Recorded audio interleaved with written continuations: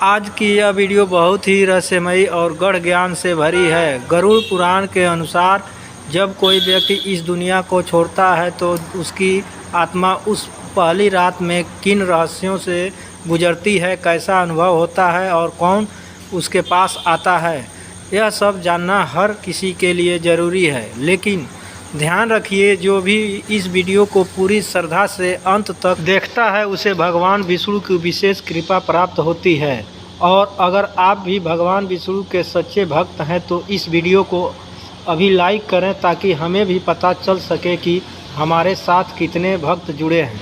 क्या आपने कभी सोचा है जब कोई व्यक्ति मरता है तो उसकी आत्मा सबसे पहले कहाँ जाती है? क्या वह सीधा स्वर्ग या नरक जाती है या कुछ और होता है? उस पहली रात गरुड़ पुराण में बताया गया है कि जब प्राण शरीर को छोड़ते हैं तो आत्मा कुछ समय तक वहीं आसपास भटकती है। उसके सामने अपने पूरे जीवन की तस्वीर चलती है।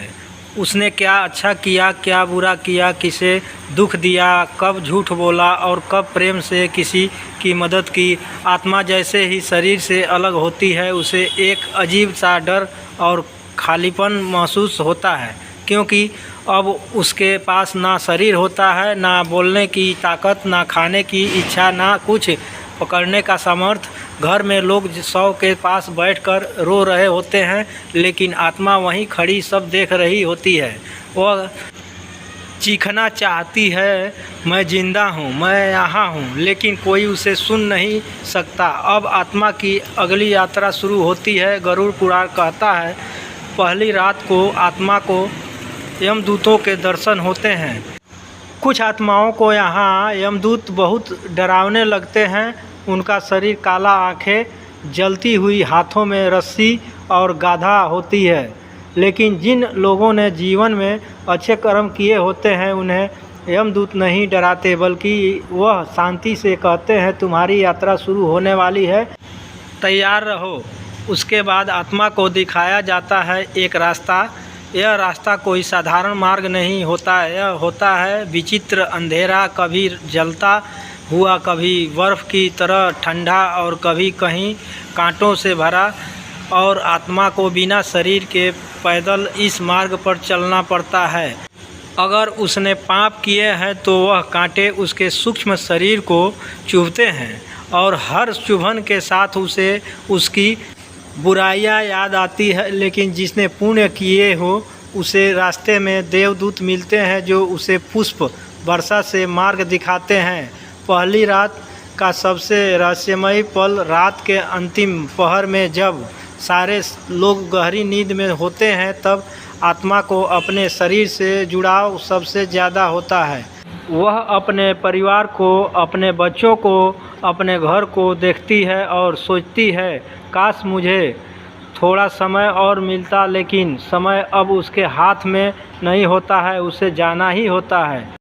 गरुड़ पुराण में लिखा है जो मनुष्य पहली रात में अपने जीवन के कर्मों को देखकर पछताता है वह अगले 11 दिनों तक बार बार भगवान को याद करता है, और जो उसे याद करता है उसे भगवान खुद मार्ग दिखाते हैं।